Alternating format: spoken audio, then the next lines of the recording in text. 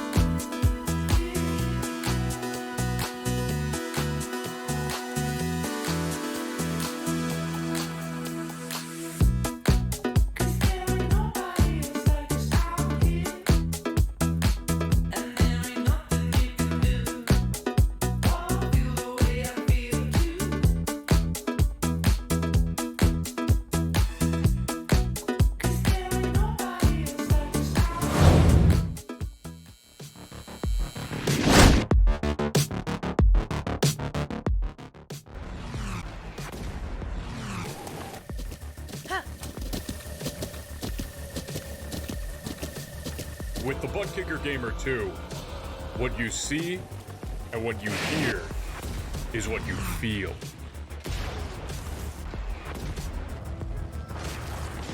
Butt Kicker. The future is feeling.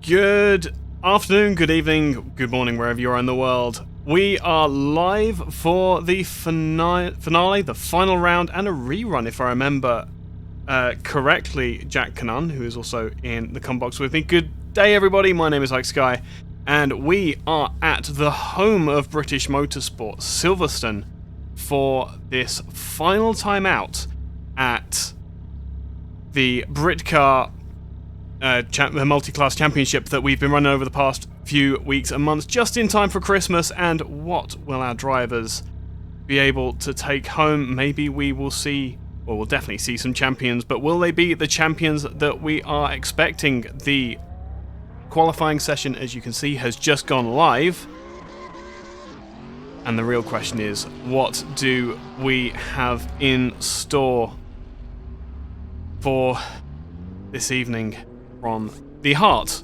of the British countryside? Let me just get the right camera view. And we're going to be like this, aren't you? There we go. It's Will Foster that's out on track in the Seat. We were missing him at Brands Hatch last time out, but the Seat is back in the field today. The only, if I'm remembering correctly, front-wheel drive car, so a very unique challenge for Will Foster, being up against these other rear-wheel drive GT4 cars. And something that we need to be he will need to be concerned about is not touching the other cars that are in his class, because he can survive a little touch from the rear.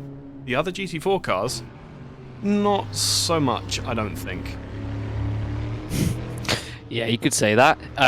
But it's good to have the Seat back, because we had himself and Alex Day in the TCRs up until now, and it was actually Silverstone where we saw Alex Day going basically sideways through Maggots and Beckett's chapel area. We don't have that section now. We ran the national layout last time, and now we're running the international sort of short layout, I suppose you could say, in this one. As Ola Peterson comes around the last corner, he's in that lovely Maserati. That's still a very nice car to look at. And yeah, it is championship decider day. Well, basically class 2 is decided already. Tony Draper 7 points clear to the top of that one, and the maximum amount you can score is 6, so he's pretty much just got to get the car over the line and he'll be class 2 champion. Class 1 a little bit closer, 4 points between the top guys, but as of course Luke Whitehead and Isaac Rain are at the top of that one. 4 points between those, so Isaac has got to win today and outscore Luke by basically 5 points, because I think he would get it on countback anyway. Luke Whitehead, so he's just got to get himself a good result. He was half a second quicker at the top of qualifying already. And I think we need to just talk about as well, because an interesting addition for this week is, of course, usually the cars are all, every single week they have a balance of power applied, so if any car is stronger, then there'll be ballast added to them and whatsoever. But basically all cars today have 0% restrictors, 0 kg of ballast, but the Ginetta has 200 kilograms of ballast, and also they also have they will have to serve an extra 13 seconds in the pit stops to make it even with the other cars, because the Ginetta, on top of being faster than every other car, also has a faster pit stop for some reason. So now all the drivers of the Ginettas have to take an extra 13 seconds in the pit lane, which should hopefully even out a little bit, and maybe we might see a different car other than the Ginetta winning this year. Possibly. It's going to be a very difficult thing to police, for sure. I wonder how... I mean, there is obviously the spirit of competition going on here, so we have no reason to believe that the drivers will purposefully coerce that particular ruling, but it's going to be very difficult for the administration to police. We are basically relying on the drivers doing their utmost to time things, and I'm not saying that they're going to skip all 13 seconds, but maybe a second, half a second here and there, just go a little bit earlier than they might do otherwise. It's a big temptation if it allows you to make that gap, or keep that gap that you might have built up over the first half of the race. Ash Dainty, circulating at the moment, is on his first flying lap. That Corvette looks and sounds absolutely American, doesn't it just? Yeah, it really does. I say it every time, but they just took a road car, slapped a wing on it, and said, "Yep, that'll do." And that's the Chevy Camaro GT4. Well, that's it going off the road into the grass, right on cue, into the barriers as well. To add on to that as well, not able to take those right-hand corners in that one, as Alistair Leckie had a good run last time out in the Porsche Cayman, and he's on his way towards turn number 1, about a second and a half off the pace of one Tony Draper, who's still the fastest in Class 2 at the moment. So let's see how he gets on. Luke Whitehead, 0.4 of a second clear at the top of Class 1 in front of Isaac Rain, as Tony Draper right on cue gets it all wrong in the background, and off out of camera shot he goes. We aren't going to get any kind of better view of that, unfortunately. Let me see. Luke Whitehead still got no audio for that Porsche, unfortunately. But Will Foster's taking it very quickly into turns 3 and 4 here. That was very brave from that Seat. I wasn't expecting to see such a brave... Ooh, mind our cameraman, Will.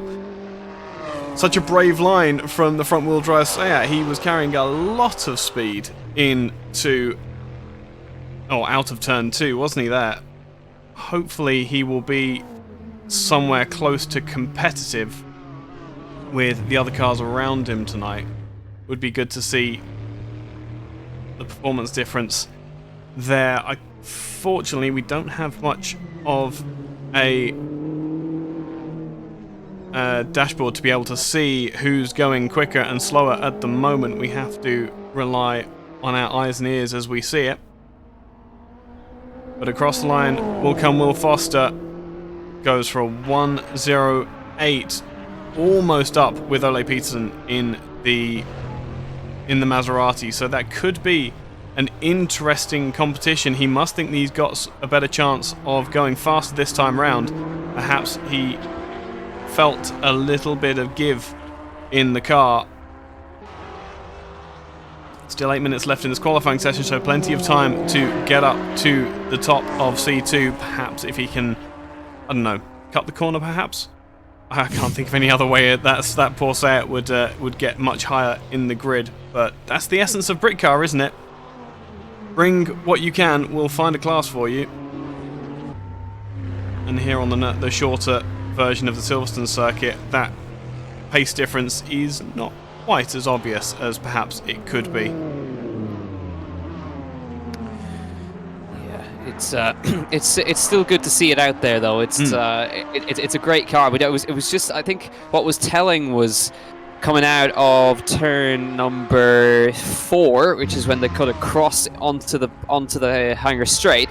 He's turning right for what seems like an eternity to just try to get the car to actually go straight because it's a front wheel drive. Alistair Leckie gets rid of our camera in turn 1. Beautifully, nice. Yeah, no, that's gone. But nicely taken by Alistair Leckie. A little bit loose on the way up towards 3. Again, a little bit sideways coming through there as well. Gets back on the power. Down over into the hangar straight now, flings it back to the right, uses all the road, bounces over the curve. It's very out of shape, and that's going to be that lap over. I think he was pushing hard though, Alistair Leckie, and just got it a little bit wrong through there. Got to get some temperature back in those tyres. There's Archie Dunbar-Rees, he's P2 in Class 2 right now, and but still 6/10 off Tony Draper. That is a massive gap to try and make up, and it's only going to get made worse once you apply some fuel to these cars. You can see why the Ginettas have had to have such an enormous change made to their pit stop times. I mean, they're fast enough as it is, but they're even quicker in the pits as well, mysteriously. Leckie won't go any faster at the moment. I'm just trying to study, because he seems to have an armful of understeer going through turn 1, and then it all gets very loose over the rest of the lap. I'm not quite sure what's going on with that Cayman at the moment. Yeah, it looks like a bit of a nightmare, honestly, with the big high-speed understeer, low-speed oversteer. It seems gets it nicely, much nicer through turn 4 that time. But yeah, seems to be struggling with the high speeds. There's obviously not a lot of downforce in these GT4s as David Hornsey improves. Now 8/10 behind Luke Whitehead, and now Archie Dunbar-Rees just 3/10 behind Tony Draper now. It's getting a little bit close with 5 minutes to go. Just a little touch wide from Leckie on the way in. Might have sorted through Stowe. And let's see if he can set up his lap a little bit better now. Gets it on the brakes into the last 2 corners. Flings it left, flings it right. Very nice and tidy. Through there, back on the power he goes. Round the last corner he'll come. And heads for the line now. This will be, hopefully, a better setup of a lap for Alistair Leckie. A 108.1, not quite, only 2/10 off his personal best. So still probably some time there as he went wide in turn 1 that time, but this time much nicer. There we go, yeah. That's looking a lot tidier as you go through turns 1 and 2. Now down to 3 at Village, if I remember correctly. Across the link now and down on the brakes. Misses the apex that time. Onto the hangar straight. It's still getting... I can't quite understand what he's got there, because he seems to have understeer and oversteer, which is the worst mix of things to have in a Porsche with the engine so far back. Not quite as far back on this GT4 Cayman as in the GT3 911 that leads the way at the moment, but still a fairly rear-biased car in that baby Porsche, and it's going to be trying to swing the back end of the car around as Leckie is trying to make his way around the final corner. Loads of... I don't understand how he's got the car set up like this. He must like it to an extent, otherwise he wouldn't be running it as he is. I dare say the standard setup might give him a different performance. But very kindly, the Cayman gives us a dashboard heads up, minus the sausage curb on the inside. Through the link he comes. just on those bumps, like there. Oh, right there. Yeah. He's able to keep it together, but it's a case of only just, isn't it?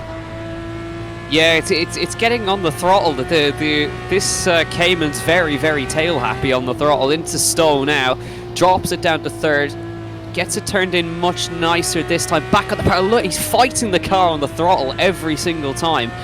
Down now to the last 2 corners. He's got Tony Draper in front as a reference, which is not a bad man to have in front of you. Hits the apex of the last 2. Tidy, little bit of on throttle oversteer again. Round the final corner, he gets caught on the curb there, and it's gone again. And that car is an absolute handful in this Porsche Cayman. It looks fairly quick, but it's those curves. It's not handling those curves, or maybe the suspension is just a bit too stiff or something. I don't know what's going on there. It's one or the other. If you speak to a certain one of my teammates, you'll hear him saying, "Oh, he's got something wrong with his dampers." Yes. That's a fairly normal thing to hear from that particular man. But not surprising, Dunbar Reese struggling as well. Maybe it's how rarely used that particular link is, that there's just no rubber on the circuit, perhaps. It's a very, very different circuit as they go in across the link up to where Chapel would be. As Draper, a very different story. That GT4 Ginetta squatting under load as he tries to get it nice and tidy across the line. Will go no quicker, if I'm reading correctly. That Century Motorsport car is looking very, very good, though. Really is.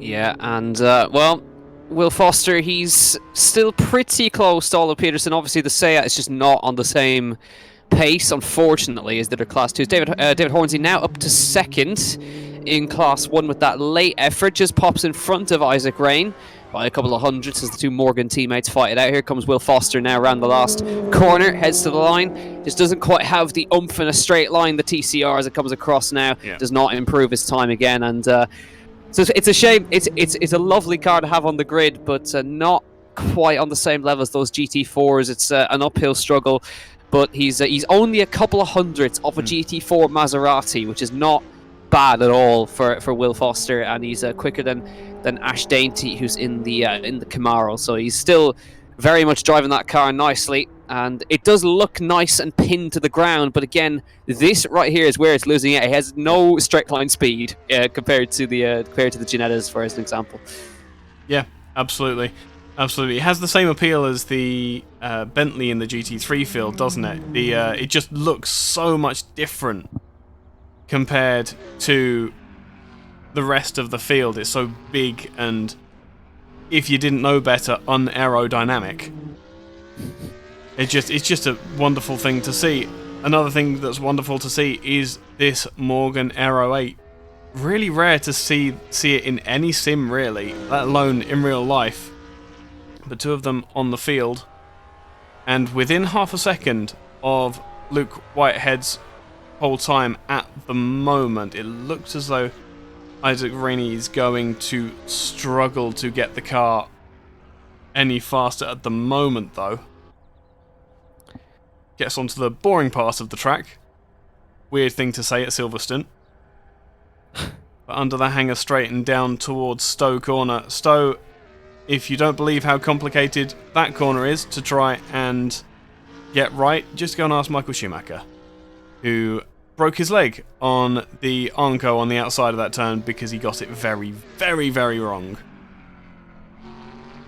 If I'm remembering correctly, I'm pretty sure that was a driver error as opposed to the car braking. Yeah, I can't remember off the top of my head either. But Isaac Rain, I think he just got across the line to start a lap that time, but it does not improve his position. So it's Luke Whitehead, championship leader on pole in Class 1, and our championship leader in Class 2 is also on pole for this, which I think means, I'll have to check back, but I think Tony Draper has taken a full clean sweep of pole positions this season in those British Endurance eSeries. So brilliant job by him. He's the champion-elect going into this one, so he's got to get that car across the line. Luke Whitehead the same. He's got to get the car home and safe in front of Isaac Rain, but the gap is 4 points. Isaac needs to secure the championship, needs to outscore him by 5. So there's I think it's maybe a little bit too much of a mountain to climb for Isaac Rain, but on a lap as short as this, 102.363, David Hornsey and Isaac Rain, they're 4 tenths behind around a lap that's just over a minute long. So Luke Whitehead's got this really nicely hooked up in the Porsche, and the Morgans, well, we'll wait and see how they come away in race from, because we know how strong they are in the first part, but we'll wait and see. But it's going to be an interesting one, hopefully, for this one.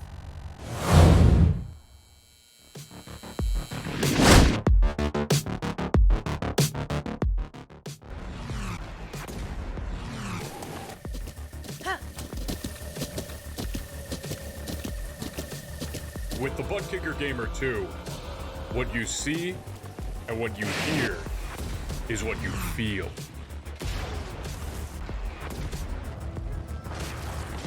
Butt Kicker. The future is feeling.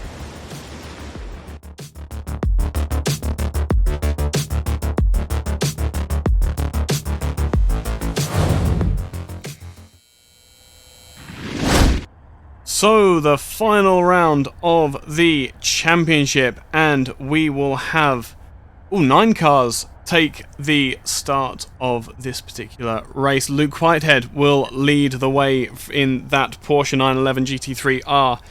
The twins of David Hornsey and Isaac Rain will take the positions up behind, and then for C2, the 2 Ginettas of Tony Draper and Archie Dunbar-Rees will line up at the head of the field rather predictably. The Porsche Cayman GT4 Club Sport of Alistair Leckie will then be next in line. Third position is a good achievement for that little Porsche. Maserati MC GT4 of Ole Peterson will start in 4th. Will Foster in that Seat will start from 5th. And Ash Dainty will start from 6th position. Again, we come back to the Cupra very quickly. It's going to be a difficult race to keep those front tyres in their operating window, and probably even harder to keep the rear tyres in their operating window as well.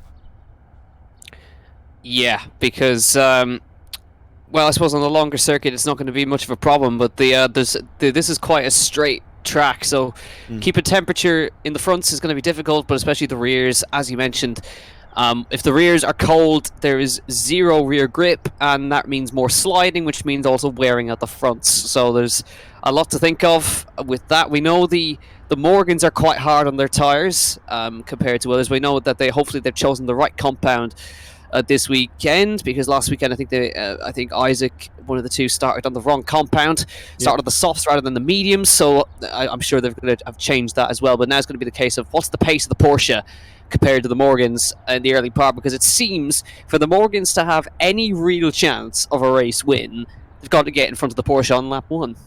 Absolutely, they need to. The Morgans, well, it's the same problem as they always have, where they can get the tyres into the operating window really quickly, but by the time the Porsche gets its tyres into the operating window, it's a couple of laps into the session, and suddenly the Morgans start to drop off. Very quickly get set to that. We wait with bated breath as the lights go out, and we are away for the final round of the championship. A beautiful wide angle looking down the start-finish straight into turn 1. The Porsche goes very defensive very quickly, as we'll go the wrong way. There we go. The Porsche goes very defensive. Luke Whitehead knows exactly what he needs to do in these opening laps and keep that blue and black Porsche ahead of the Morgans. Otherwise, he's going to be in tremendous amounts of trouble, and does so on the first time of asking. We'll use this straight very quickly to get that in position. The Morgans are fighting amongst themselves already. This is not wise if either of them want to take the win for this final race. Isaac goes around the outside. It looks like Hornsey's going to give him space. He does, which means that Rainey, if he can get his act together, could, for about 3 or 4 laps, go hunting on the Porsche. I heard tyre screeching in the background, and Peterson has gone into the pits. What has happened to the Ole Peterson car, who was looking to have a very competitive race? I wonder if he's had contact on the first lap. Shockingly, Whitehead has gone 2 seconds to the good of Rainey on that first lap, and we say that the Porsche takes some time to get some heat into his tyres. I don't think Luke was listening to us. No, I think he's completely ignored that. Class 2, Dunbar Reese is gone. He's gone into turn 4, chasing after Tony Draper, and that's going to drop him right down the order. He'll be really frustrated with himself there, as he was lining up Draper for a good battle there. But Isaac Rain attacking David Hornsey early on to take that second place. Alistair Leckie now moves up to second in class. Will Foster in the Cupra is now in third in class as a result of all that. From what I can see with Ole Peterson, I can only imagine it was a drive-through penalty because he may have jumped the start. So right. That could be the reason for that, as so now he's dropped to the back. So we have across the line now. Oh, and the Porsche spins. Leckie loses it now, and that puts Will Foster in the Cupra up to second in class. Ash Dainty may get himself up to third now as well on the Camaro, and he does. So Ash Dainty up to third, and that's completely switched things all around as Hornsey gets past Isaac Rain again up in second. As I think, has there been an issue up there? Hornsey back up to second, as then Morgans are battling it out very hard here. 5.4 seconds the gap to Whitehead, so these guys are fighting for position rather than this, and Luke Whitehead is just gone up the road. There's absolutely no catching him now, but the Morgans together, as Hornsey gets behind again. I can imagine Isaac Rain made an error somewhere in turn 1. Hornsey managed to capitalise, and 2 laps later, Whitehead's 6 seconds up the road. That's insane. That's absolutely insane. The pace. I mean, we see in various race series that it doesn't matter how much you slow those Porsches down, they end up at the front somehow. And it seems as though in Britcar we have exactly the same. Now let's have a look with Isaac Rain. Is he going to have a similar problem this lap as last? He's going to turn in, he gets an armful of oversteer, has to steer into the corner, seems to hold it all together this time, but I dare say that might be a very pointy Morgan at this point in the race. Dunbar Reese has dropped down, as I would suggest I think he might be carrying quite a bit of damage. That looks... Yeah. I think by the looks of from where he is on the circuit, I think he spun on the final corner. Archie Dunbar Reese, which is such a shame. He was right challenging for the race lead, and he's dropped all the way to the back now as a result of that issue. And he's let's see what's going to happen now. But he does look like to be carrying quite a significant amount of damage on that Ginetta. Either that, or he just needs to cool the tyres down a little bit as he gets back underway. Down the straight he goes, chasing after Ole Peterson. But all of that work to qualify up at the front row is now gone, and he's going to try and get after the guys in front, which he has done before. He's come from the back and taken a second place before, so don't count him out. There's still 55 minutes left of the race, so possibly an early pit stop for Archie Dunbar Reese might not be a bad decision, because of course the pit window is between 15 minutes gone in the race up to the 45 minutes to go in the race until 15 minutes to go in the race, as Isaac Rain is now back past David Hornsey up in second place as they swap around once again the Morgans, and the gap opens out to nearly 8 seconds now between Isaac Rain and Luke White, as Alistair Leckie, well, he decides to make his own circuit, comes back on as he fights for P3, trying to regain the position from the Chevy Camaro of Ash Dainty. Would you have believed that in the top 3 in C2 we have a Ginetta, a Seat and a Chevrolet after 4 laps in the race? This is... it's a fantastic way to finish out the season. Shows just how incredible and versatile these classes can be. Porsche of Leckie has the straight line advantage coming up into Stowe Corner. Will keep it all together. Really, Stowe Corner really is very difficult when you think about it. There is completely flat, and then you come over that crest on the exit, which completely unloads the car, while you need the weight of the car to put the throttle back down again. Which with these GT4 cars, the aero isn't quite so much an issue, but it is still an issue. And now the Porsche is in front, what can it do about escaping away up the road? Porsche has the turn-in. It doesn't seem to have that rear end stability. That is not a setup change in between qualifying and the race for sure that Leckie has made there. As Rain and Hornsey are fighting again through the final sector, it's going to be Morgan honours rather than race wins that we end up going for. Hornsey goes defensive as they come across the line, but Rain will go back to the inside. They come into turn one, side by side. Will the teammates come together? It looks as though the attempt was made. Rainey was briefly in front, but could not dissuade Hornsey from that second position. He'll have to wind up again and try perhaps into Stowe. Possibly. Peterson goes to the back of the field as Dunbar Reese tries to make his way back up the field. Hornsey goes defensive, then switches back to the racing line. It's not going to be a dive from Rainey, or so Hornsey thinks. No, he's safe for another couple of corners. My goodness. Yeah, it's a good job these guys aren't in Formula 1 cars. They might have crashed by now. Yeah, well, like what I guess what they're doing for us is they're providing us with some entertainment to Really as Luke Whitehead is now 12 seconds up the road, and everybody else is sort of spread out. But the Morgans, this is for honour rather than anything, to get to see what happens between these two. Isaac Rain, David Hornsey is now here comes Isaac Rain on the grass up the inside into turn 3. Can't quite get it stopped. Very, very brave stuff, and just gets his nose cut off there into turn 3 and 4. Down into turn number 5. Now back on the power. Isaac Rain, he's really hungry to get past David Hornsey. They're very evenly matched on pace this evening. Now up to Stowe again. Hornsey defensive to the inside. Rain tucking into the slipstream again. Will he go for the outside? Will he go for the inside? He tries to sell the dummy. Goes to the outside again in Stowe. Hornsey defends it nicely on the inside. Can he carry the speed round? No, he can't. He goes all the way out to the AstroTurf. Again gets cut off again as the teammates go at it down towards the last 2 corners again. Hornsey's got the inside. Rain's got the outside.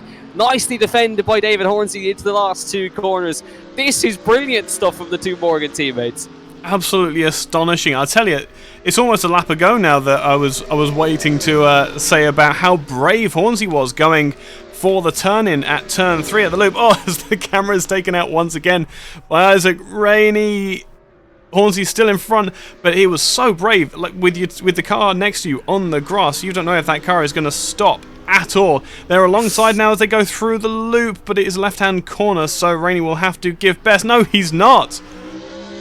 Oh, a little bit loose on the way out there, and Hornsey still in front on the way out, carried the speed on the outside. This is brilliant stuff. Down towards Stowe again, trying to break the toe. David Hornsey weaving down the straight, trying to keep his teammate behind him, but still now, this is a great defensive display by David Hornsey, who's in the pro category compared to the sim category. So let's see what happens between these two as Isaac Rain continues to attack now. But they're continuing to lose about a second a lap to Luke Whitehead. I don't think they really care at this point by the looks of it. They're just fighting out amongst themselves. Rainey with a very wide line through the last corner, drops to about 9/10 back again as they come across the start-finish again. So we might now just get a lap where they settle into position for maybe a lap and then come back at it again. But David Hornsey, very nicely defended. Yeah, that was a stout but fair defense by Hornsey. I think that's fair to say. As he's got it wrong somewhere. Unfortunately, our camera angle wasn't wide enough to be able to give the answer to that, or maybe he wanted to drag his teammate back up behind him because he was a bit bored for a lap there.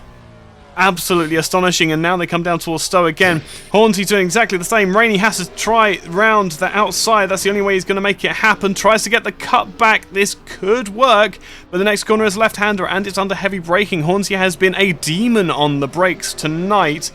as Isaac looks to the outside again, has to come back in line, will get a much better exit.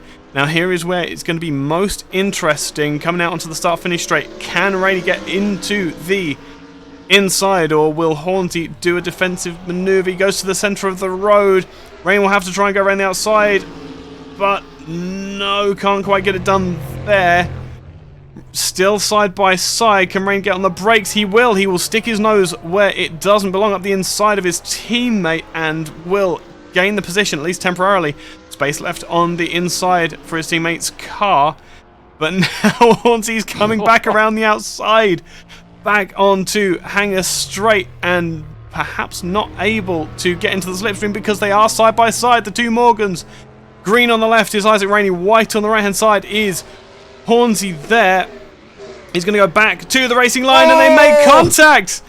A massive slide. Oh no, contact between the Morgans. And it was just the slightest tap going round. Hornsey so committed on the outside and just nipped the front end. Hornsey kept it together. Isaac unfortunately collected and thankfully still going as they carry on. But oh, what a shame that battle ended, because that was just brilliant between the two of them.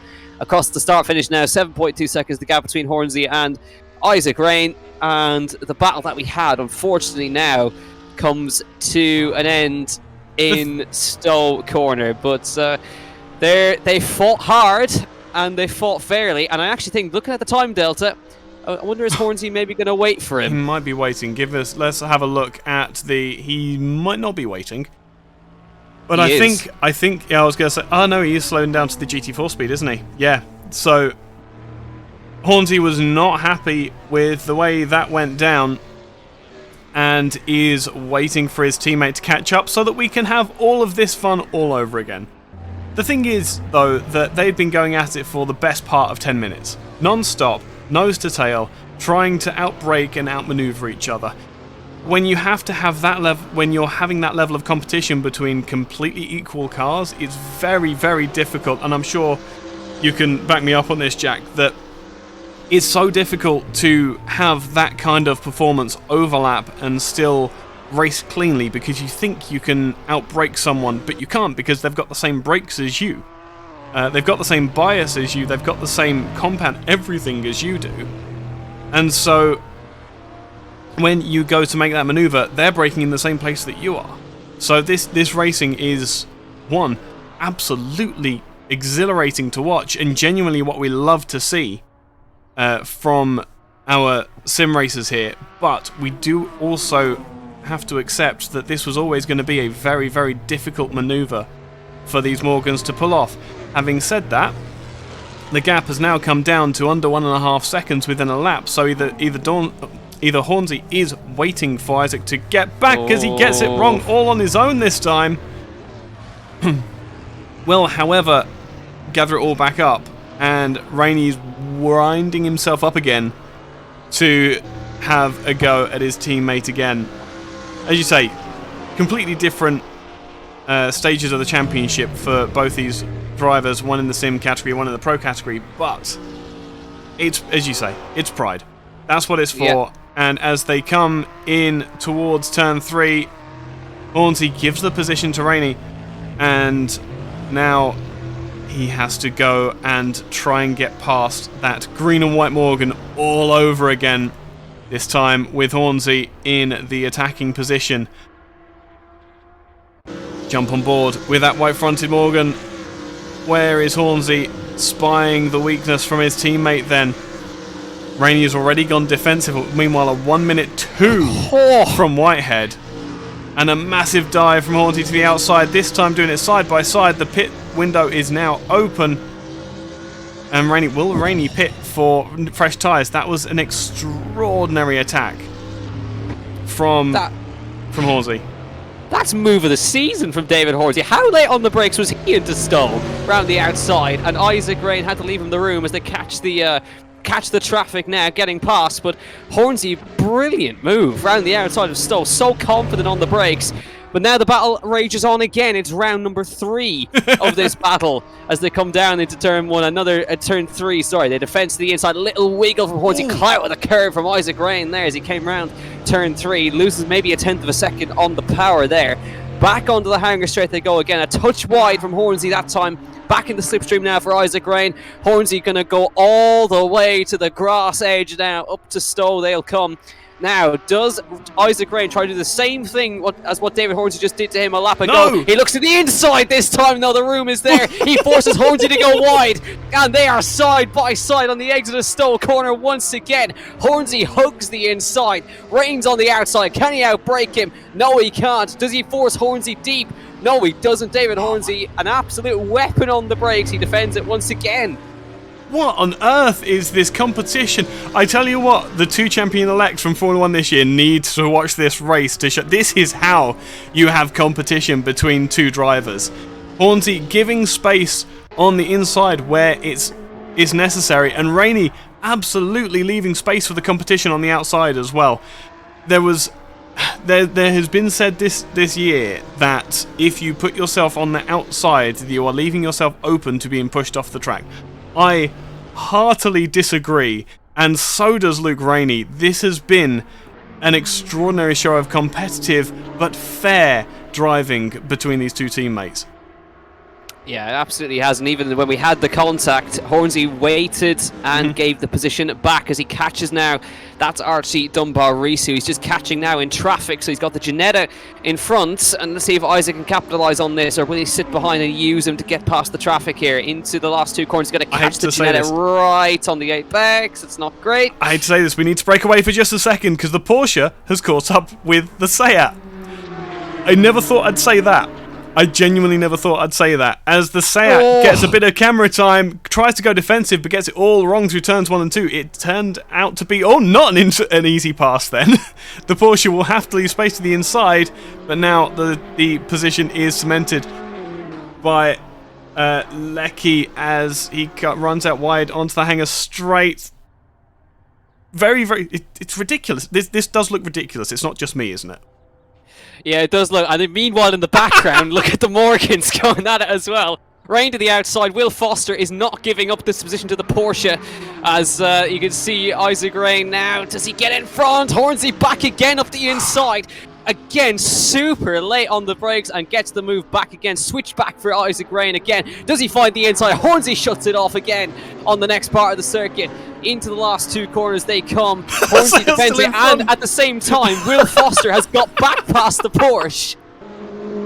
Brilliant. Oh, I love this. This is absolutely incredible. I don't know which one of these 2 to watch. This is incredible. I've got to watch this. The Seat is fending off the Porsche through turn 1, side by side. The Porsche is left space by the Seat. A little tiny bit of contact, which could even have been netcode. And now the 2 fighting pairs of cars come together on the track as well. As the Morgan has to find a way. I think the Porsche has gone off wide. He wants nothing to do with any of this fighting. Oh my goodness. The Seat has the race position. And the thing is as well is that Rainey has to find his own way past. The Seat has stuck to the racing line but now has to go defensive against the Porsche. As Jack was saying earlier on in the race, I'm running out of breath. As Jack was saying earlier in the race, the Seat does not have the speed in the straights, but he's just about kept the nose in. Can the Porsche retain the pace? This time he can get it done around the outside. That doesn't mean now that he's gone very, very wide. The Seat is going to come back to the inside. The Porsche can't go defensive. The Seat cuts back up the inside and he can just park it on the apex through this final sector, but drives very fairly, does Will Foster. Leaves the space up the inside for the Porsche, and the Porsche will take second position in C2. I cannot believe that we just witnessed all of that fight, and I don't think Will Foster is giving this up yet either. There is performance in that Seat that he's not going to let go, and as the Porsche gets up on 2 wheels very briefly, the Seat gets on the brakes, rear wheel almost cocking and gets back in front, but will then be on the outside and at a bit of a disadvantage, but the Porsche gets sideways on the throttle, and suddenly, what a competition! That's a perfect display of the strengths and weaknesses of both. The Porsche, great in the straight line, but the Seat is just unbelievable on the brakes, and every time Will Foster gets it back up the inside, and he's hanging on to second in class at the moment. That little traffic has sort of opened the gap between Hornsey and Rain to 1.3. That should come down in a little bit, but they have pit stops to make as well, don't forget. So that's going to throw some stuff. I'm sure now, well, Luke Whitehead is 36 seconds in the lead. Oh, it's gone sack, but thankfully that's how you save a front-wheel drive car. He plants the move, gets it back going again. Alistair Leckie waits for it, and Will Foster survives to fight another day versus Alistair Leckie, but that's the beauty of having a front-wheel drive car. If you get loose, you can just plant the throttle and get it back pointing in the right direction. But I'm sure Luke Whitehead would want to be involved in this. He seems a bit bored up there. 36 seconds 36 seconds in arrears. Mind you, that is also taking into account at least 10 seconds worth of waiting that Hornsey did for Rainey there. I'm astonished. I am so astonished at this fight. It's incredible how quick that Porsche is. Look, he's already back within a second. He's already in a position to attack. But that Seat is just so good on the brakes and so good with turning that he can't do anything about it. That dirty great big hatchback that he's got in front of him will not get out of the way. And the thing is as well, there's no reason for Foster to willingly give up this position. This is a genuine fight for position. They are in the same class. Well, he may have missed out on the last round, but there's nothing to say that he can't take home this pride. And I must be very, very honest. He is earning a reputation here, is Will Foster, with his current level of ability. That Cupra is doing wonders to keep that Porsche behind. Yeah, and he's going to have to try again. Alistair Leckie all over his rear again. He's fine. Clouts the curb and somehow doesn't get into the rear of Will Foster. Goes super deep on the brakes again. The Seat just opens it up, blocks the middle of the road as well. Brilliant driving by Will Foster. Very, very aware of where that Porsche is going to be at all times. Round turn 4 again. Turns it in. The rear wheel lifts off the ground as he pushes for grip. Leckie tucks back in behind that rear wing. Yes, there is a car behind him. As you can see in the background, I haven't seen much of him. There's Luke Whitehead. Now again, here's Alistair Leckie trying to find the inside. Foster's not giving it to him. Around into Stowe corner. Leckie super late on the brakes, tries to go around the outside, but gets the door firmly shut on the exit now, down towards the last 2 corners. He's got the outside this time, Foster with the inside, and there's no way you're out breaking the Seat into the last 2 corners. He keeps it in front. Once again, Will Foster is not giving up this second place without a fight, and this could really, I wonder how the pit stops are going to affect this, because they could come out absolutely neck and neck. It's costing themselves time at the same time. But Leckie again trying to sweep and cut back up the inside through turn 1. Does he get the inside for turn 3? He gets a switchback again round the next corner. Brilliant stuff from Alistair Leckie. But how brave is Will Foster on the inside? He is super brave.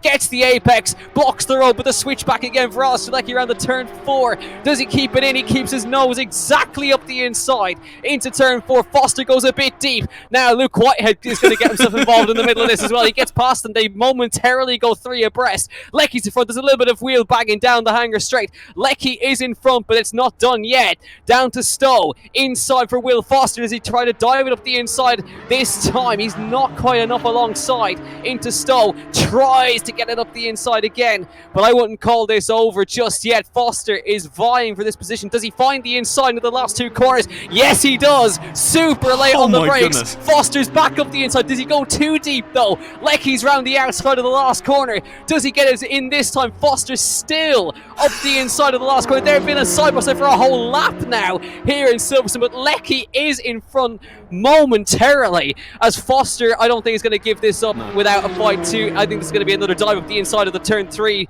section now. Is he too far back to go for it, I wonder? Leckie, does he see it coming? Foster's still there, but he's always going to hit him, get into the back of him, but they hang on to it. He thought about it, but thankfully they didn't end with a race-ending collision there. Meanwhile, Rain's caught up to Hornsey again. Oh my goodness, that is incredible. Now, you're driving a Seat. You're Will Foster just driving a Cupra. Not a Seat. You are currently sat behind that Porsche. Do you pit and try and undercut the Porsche? Or is your best opportunity using the aero benefit of having the Porsche pushing a hole in the air in front of you? The Porsche's going to go to the pits. That's interesting. So what is Foster going to do now? He's got 20 minutes worth of pit window with which to decide what he wants to do. Does he respond to the attack of Lecky there and then cover, or does he run an entirely different race and run with cleaner tyres to the end? Very difficult for Foster now.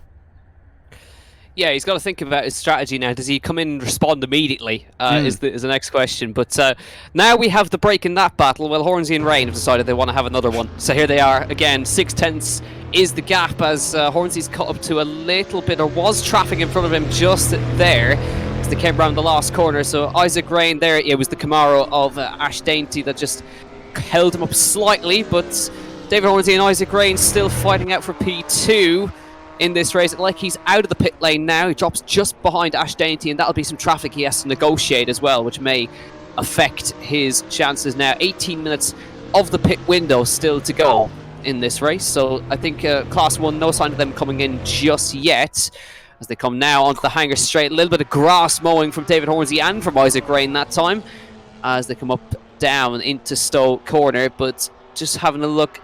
Don't think Will Foster has come in to the pit lane as far as we can see. No. So he's staying out for a bit longer, has some clean air to work with here. David Hornsey at the inside of Dunbar Reese into the last two corners. So these two are kind of trying to negotiate the traffic. And this is just going to maybe catch Isaac Rain a little bit at a bad place in the last corner. Has to back off and now loses maybe 3/10 or so to David Hornsey across the start-finish line there, but manages to clear him. And now they've got a little bit of clean air to work with for the time being. But we know David Hornsey likes to go long on his stints, so he may leave it very late. Isaac Rain last time went in as soon as the pit window opened, but no sign of him doing that this time. So maybe he's just going to wait and see what David Hornsey does in comparison as they carry on. As he takes to the grass that time very wide. Out of turn 4, but doesn't actually lose that much time, strangely enough. He lost a little bit of time. That's got it back under a second for Rainey there. I wonder if he is pushing the end of his tyres as they both come into the pits. We are going to get no break in this competition as the camera is in a really silly place there, apparently. So it becomes a fight through the pit stops for a second. Lecky is going to have the back of a different car to have to try and negotiate his way past, and the Corvette is going to be a very, very different. I wonder if it's just on fresh tyres that Porsche is just not happy. Yeah, it could be. As you can see, he might be struggling just to get some temperature in them at the moment. He's just sliding around. There's Luke Whitehead, who now, as he crossed the line, has lapped everybody. Yep. Because Rain and Hornsey are in the pit lane. So that just shows you, as they come now across the start-finish line, Whitehead has been lapping consistently within about 2-3 tenths all the way through this race. As Hornsey and Rain will have had equal pit stops and they come out. Absolutely nose to tail again. 1.1 seconds the gap between those two. As they exit, that pit stop is done. Alistair Lecky again sliding that Porsche through turn 4. Now he's got to try and negotiate the Chevy Camaro up, down into the next Stowe corner now. Here comes Alistair Lecky on the outside of the Camaro. Can he get this done? He has to now try to brave it out around the outside. He should have it done, and easily done compared to trying to get past that TCR car as they come now. Up to the last two corners, Lecky's cleared it, but how much time has that cost him? Let's see if Will Foster can capitalise on that as the three leaders are now going to pass him. Will Whitehead is now boxed from the lead, so he's got nothing to worry about as these two will just get their lap back, but they can now fight for the last half hour of this race to see who's going to come out on top. This first half hour has seemed like 3 because of how tight these two have been keeping it the entire time. Imagine having this much fighting in an endurance race. You very rarely see it, and we've had it for the past half an hour. It's been incredible. And they got no signs of slowing up yet. We need to keep an eye on Foster in that C2 car as well. If he drops into the pits, we'll need to come back and have a look at Lecky as the Porsche is going to hope to be able to undercut the Cupra TCR car. coming in towards Stowe now, and Rainey still looks as though he just about on single lap performances. They both run what track limits? What track limits? As Rainey seems to have the slight performance advantage over Hornsey over a single lap pace, but the relentless consistency of Hornsey is absolutely what's keeping him in front at this point in time. They come past the GT4 Cayman. As what happened there? Poor Dainty has just had a nightmare off on the outside. I think we've got a second to have a look. It wasn't as far as the wall, I don't think, and has recovered handsomely. No damage, it looks like, on the bodywork of that Chevrolet. But the competition over second and third on the podium, as that poor bit of grass on the outside of Chapel, or the inside of Chapel, is going to be dirt by the end of this race with how much the drivers seem to be leaning on it. And on fresh tyres, these two Morgans now have even more armoury with which to go at it hammer and tong.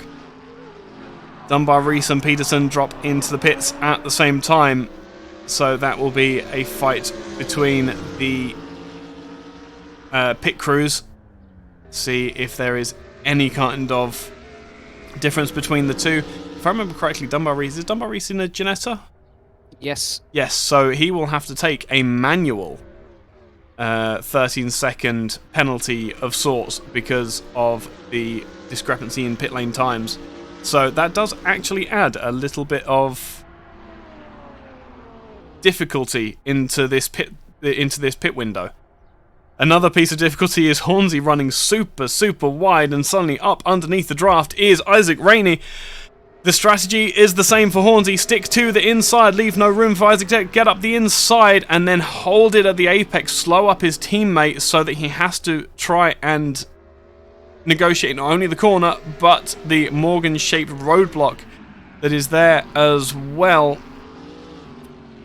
through the final corner. A little bit more reserved this time. Perhaps the tyres not quite in their happy place yet for both these drivers, bearing in mind they both came in at the same time. A quick look to the inside for Rainey, but nothing happening there so far. Maybe on the brakes. What am I saying? Maybe on the brakes. Hornsey has been a demon under the brakes. He stays to the right-hand side as they enter the braking phase. Goes wide as well. No issue really through the loop there. Because... it's Village, sorry. Not the loop. Because you take the late apex and you maintain a higher speed, you can get the throttle down earlier, which I believe might well be the key thing in these Morgans weaving left and right. Is that to get heat in the tyres, or is that to try and break the toe? Why not both? Yeah, I'd say both. To try and warm up the tyre, but definitely breaking the toe. David Hornsey right there. As they come up. No sign of Will Foster into the pit lane. Yeah, he's got 11 minutes left. There's still plenty of time. He looks like he'll be the last car to pit. His gap to Alistair Leckie is 34.3 seconds at the moment. So let's see how that comes out. That's as they come now down the start-finish again.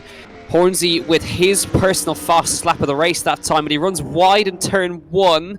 Loses maybe a tenth of a second to Isaac Rain that time. Now into turn 3, gets to the apex this time nicely, and it seems to be in a comfortable place with the Morgan right now. But the problem is he's got his teammate in the slipstream and is not he's going to be driving in his mirrors for the rest of the race now. Is down the hanger straight again, little bit scrappy maybe from Hornsey on the exit now. Rain back into the slipstream. He really wants this inside. Hornsey is absolutely not giving it to him. Now out into Stowe, finds the outside this time, but Hornsey again very deep on the brakes, and Rain not able to do anything about it. Back with the switchback again. Hornsey now, does he find the inside? He's going to have to find the inside. Rain to the outside into the last two corners, but again, not quite enough, and Hornsey is just placing that car exactly where it needs to be, on the apex or in the middle of the road, and there's absolutely nowhere Isaac Rain can go other than into the back of him. But here we go again, so just a little bit of breaking the toe down the pit straight. Down to it through turn 1 again. Larry wide again, just getting a wash of dirty air. We know from Isaac that the Morgan suffers a lot from dirty air. As you can see, just runs wide through turn 1, hops the curb. and I think he managed to just take a lap to settle himself back out there through that scrappy turn 3. That could have ended badly, but now he's got to just settle himself back in again. But it looks like it's going to be pretty tough to pass David Hornsey here.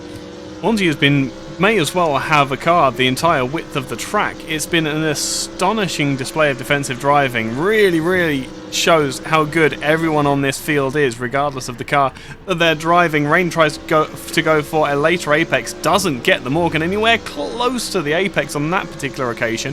Foster into the pits in the Cupra. I will keep on saying it by accident.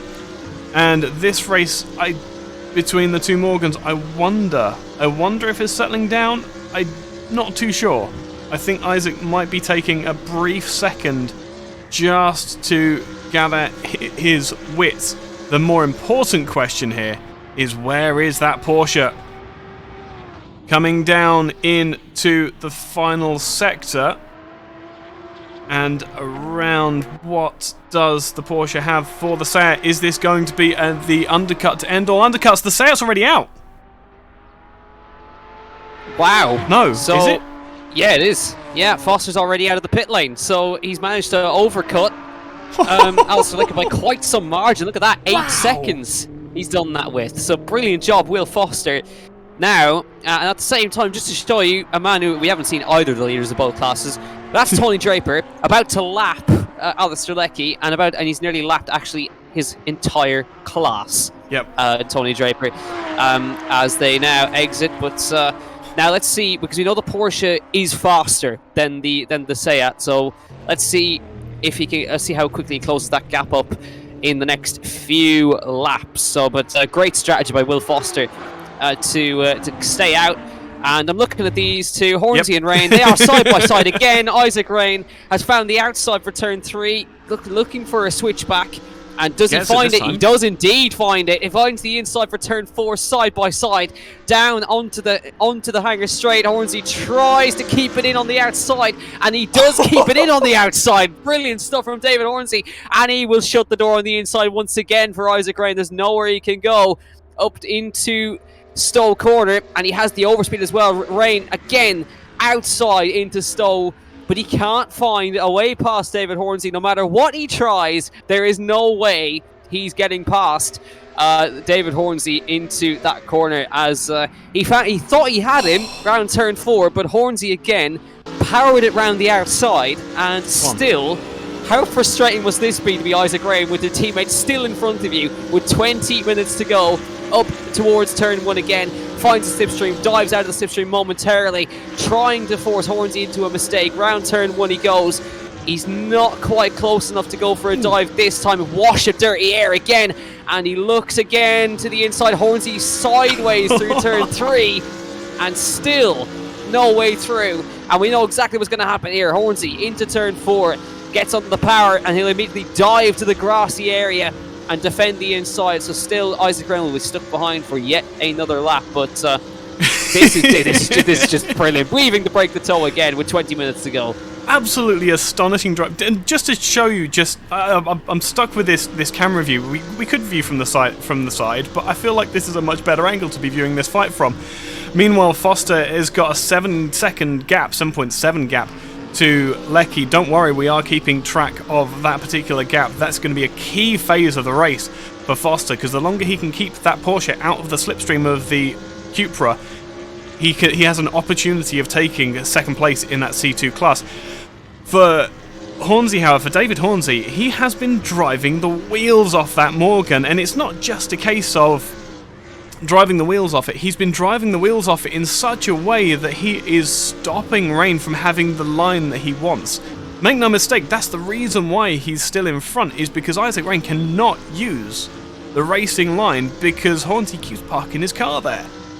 It's an absolutely wonderful display of driving, and if you're watching this thinking, how do I get good at driving? Ladies and gentlemen, David Hornsey, please take a seat and teach us, because this has been a absolute masterclass in defensive driving. Yeah, it's just fantastic to look at, and I think even if Isaac gets past, Hornsey is so confident on the brakes, he gets straight back through again, You saw the brave move around the outside of Stoll Corner. I think it was a full 20-30 meters later on the brakes compared to Isaac Rain. So Isaac's going to have to really work hard here. Traffic coming up for them. They're catching the Maserati, and it's going to maybe get caught out here. Hornsey up the inside, and again Isaac's going to get a nice run through here. The Maserati's there on the inside again. Just the power difference between lapping the traffic at the same time as they try to come through. The gap remains the same as Luke Whitehead, meanwhile, has just set a new fastest lap of the race. That's just astonishing pace from the Porsche. Unfortunately, we get no audio, so it's not really that much fun to go on board with the Porsche. But that's you saw how there was only a couple of meters gap between the passes that Hornsey and Rain made, but see how much of a difference it's made as far as how far away the car went. Doubled the gap from 0.4 to 0.8. And it's all much of a muchness, because in the clearer areas, Hornsey gets it all wrong. A big ol' wiggle on the exit, and in the end, is it going to be? It's going to be gifted to Rain on this particular occasion. Maybe Hornsey has been driving that car a little bit too hard, but he goes to the inside. Is he going to have a look under brakes? No, decides discretion be the better part of valor on this particular occasion. I think Hornsey has been overdriving that car a little bit too much to try and keep it ahead of his teammate there. And it looks quite squirrely. Yeah, his tyres are starting to feel the effects of four-wheel drifting that Morgan through all of the corners, just trying to make the car literally as wide as possible to keep Isaac Rain behind. An absolutely astonishing display of defensive driving. Now let's see how Isaac Rain can compare to his teammate if Hornsey can make the attack. Interestingly as well, I see Dunbar Reese has made his way up to Alistair Leckie. And with Leckie having taken 2 seconds out of... He's going to catch Foster. We might have a three-way battle for second on the podium by the end of this race. In case you wanted more excitement. No, wait. No. We didn't want more excitement, did we? Yeah, well, I did say this before. Archie's done this before. He's come from the back after a lap 1 instance and finished second, and he's about to do the same thing again if he carries on the way he's going. Meanwhile, there's the Morgans just in the background still going at it. So we had this before where Leckie and Foster were brought to the battle while the Morgans were also fighting amongst each other as they come across the start-finish line now. So Archie has recovered nicely. He's up to 4th in class as he chases after Alistair Leckie in the Porsche Cayman. At 5 seconds up the road from him is Will Foster in the Cupra TCR car. So still some work to do as he dives to the inside. Thought about it there, very late on the brakes, trying to put off Alistair Leckie, but Alistair saw that one coming through there as the pit window's about to close. All of that to sell a dummy. That is some supreme confidence from Dunbar Reese there. I have absolutely no words for the amount of confidence he must have in that Ginetta to be able to pull that manoeuvre. It was a big dive as well. It was a massive dive that put him almost to the driver's right-hand side of the track going into Village.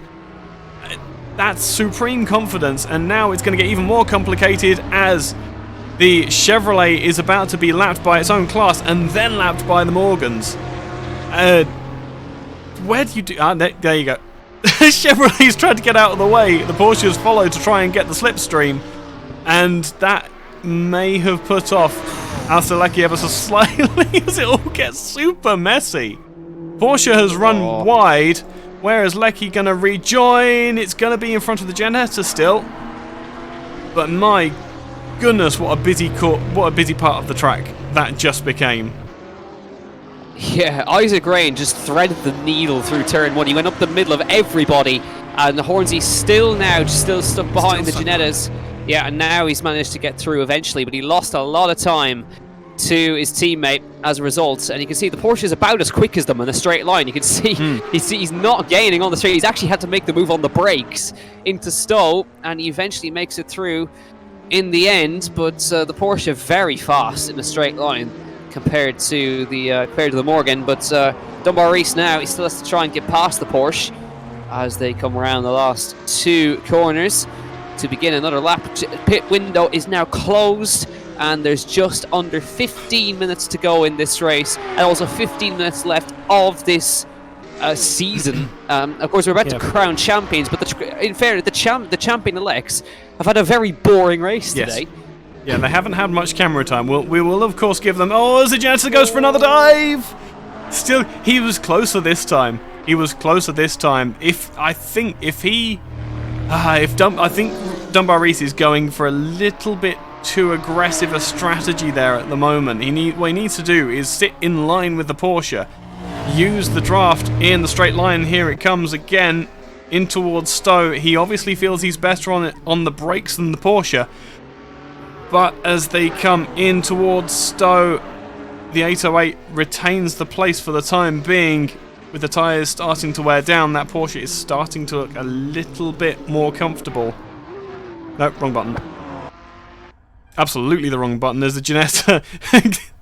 Draper just doing a little weave to the inside, just to let us know what's going on and who's winning. Got a lot of understeer there through turn 1. He can afford to do it, don't get me wrong. But he is driving his own very, very lonely race at the moment. Could very well relax right to the end of the race. Meanwhile, the Ginetta looks to the outside this time on the Porsche. It's not going to happen through there, Archie. But perhaps into Stowe you might be able to play that particular game. You're going to have to use the aero all the way down the hanger straight, but the Porsche goes very, very wide. The Ginetta's a lot tidier this time around. A jink one way, a jink the other for the Ginetta. He can't decide which way to go. He's going to go to the inside. The Porsche has just left the Ginetta side space, but there must be contact. There isn't. There isn't contact. How? As Dunbar Reese makes it to 3rd position. That was clean as you like from both Archie Dunbar Reese and Alistair Leckie, who will lose the position on the podium. I cannot believe how... what is Dunbar Reese's setup that he knew that there was a Ginetta size space there? That's outrageous. That broke the laws of physics. I also just saw Luke Whitehead go off the road in the back, but he's fine. He's got back going again. As they carry on, that was an outrageous manoeuvre from Dunbar Reese as he gets a little bit squirrely through the next part of the corner, and that's given Will Foster a bit of breathing space. 4.5 seconds. 11 minutes to go. Does Dunbar Reese have enough? Oh, Leckie's got a bit wrong there on the exit of 4 again as they get back underway. But now Dunbar Reese has a chance at 2nd place as we have 11 minutes to go in this final race of the season. And we still have a few undecided positions. Leckie's been demoted off the podium now in Class 2. Let's see if Dunbar Reese can get himself up onto 2nd place as he chases after Will Foster in the Cupra TCR car for this one. Tony Draper trying to secure another victory, and it would mean that he's won every race but one this season, and the other one was won by this man, Archie Dunbar Reese, who took his first win earlier on in the season. So let's see if he can secure himself another 2nd place. Be interesting, but he's already taken a 2.5 out of Will Foster. Yeah, that's what I was looking for as well. And the thing is it's not a case of he's dragging Leckie with him. That is a gap that he has built all on his own and basically left the Porsche for dead in that 5-second gap. I have to wonder how much of a defense that Cupra can put up to the intentions of this G55 car. It's going to be a difficult defense for Will Foster, but we've seen that he is absolutely up to the challenge if the car is going to play ball with him at this late stage of the race. He's kept the car underneath him. I dare say that he might be as fast as he's ever going to be in this late stage of the race, the leader of the race trying to find a way around the Ginetta. It's a difficult thing. This is not an easy track to lap the slower class cars, especially with the Ginetta, the Porsche, and the Chevrolet being so quick in a straight line. It's not an easy thing to do. No, it really isn't. But there's still it's been. I think we've gone under the 10-minute mark now, and even though there's only been 9 cars on the grid tonight, I mean this has displayed what this championship is capable of. With these guys, Isaac Gray and David Hornsey, there's still only 1.2 between those two. That fight could still go on to the last lap. We don't know, but hopefully it will. But let's see now. Second and a half between Will Foster and Archie Dunbar-Rees. Let's see how brave Will Foster is versus Ginetta this time, which is probably about as good on the brakes as the TCR is. So, but Will Foster, I mean, he's driven brilliantly in that Cupra, I must say, with his defence against the Porsche. But I think is a Ginetta a little bit too much to ask to defend against. I mean, it's a weapon of a car, but when you have Will Foster, who's as brave as anybody on the brakes, let's see what happens. Let's see what happens. It is absolutely the performance in a straight line that's been giving the Ginetta its performance advantage over the other cars. However, the strength that, this is going to be a very easy fight. No, it isn't. Okay, part of what Will Foster's strength has been is parking the car in a place where the GT4 cars can't use their straight line speed. This is the fight. This is what Will Foster needs to do. Now, every lap is park it on the inside, and it's a tiny bit of contact between the two. Space is left on the outside, but now, unlike the Porsche, the Ginetta has the inside line, and they get rubbing and banging as they go into the final stage, and the Seat's still on the inside, but that was... that's such a shame. It's such a shame that Cupra was doing so well for so long, and for the Ginetta to come up and just, as you say, the performance in a straight line is above the Seat, but where the Ginetta really shone was having that equal performance on the brakes. Behind now by 6.7 seconds is Alistair Leckie. And, wow. In all of that fighting, the Cupra has made time on the Porsche. Yeah, it was a valiant defence, I think, from Will Foster to try and keep the Ginetta. That's the sort of defence. You saw how hard he had to just bang doors the Ginetta to even have a chance there. But there you go. That's what happens when you're up against this kind of level. The Will Foster. I'm just looking at the results here. From what I can see, I think Will Foster has been the only other car in Class 2 that's finished on the second step of the podium, which is, really? I think, a display of the Ginetta's dominance. Leckie's in the pit lane, which is not which I'm assuming is damage, or he's just completely burned the tyres out, or something there. That's interesting. But Leckie's into the pit lane. That will promote the Maserati up to 4th in class, which will have be nice to see it up there. But I think Will Foster took second. Well, I'll have to look at this again. But it'll be second in the pro category he took in the first round. So I'll have to go through the rest of the rounds. But the Ginettas have been so strong all season. I don't think that stat wouldn't even be surprising to hear out of all of that. But only 5 minutes to go now. Leckie demoted down to P5 in class. Ola Peterson moves up to P4. And what has happened to David Hornsey? He's 5.7 seconds behind. Yeah, 5.7 off the back of Isaac Rain. So maybe he's run wide, or he's just had a little spin somewhere. But 5.5 now the gap. So maybe we were right. You were right. I think those tyres are pretty much dead on that Morgan right now. Yeah, it's a very, very difficult thing to hold a car with such peculiar handling characteristics together for such a long period of time, whilst being attacking by someone who is a self-professed lover of those cars. It's been a massive challenge for David Hornsey to keep that car in contention. He has absolutely driven the tyres, almost literally, off of that Morgan and has defended valiantly, but is going to have to, I think now, concede that he is third best today, in the very least. On this particular track, in these particular conditions, on this particular day, David Hornsey is perhaps the third best. He's still going for it though. He's still trying.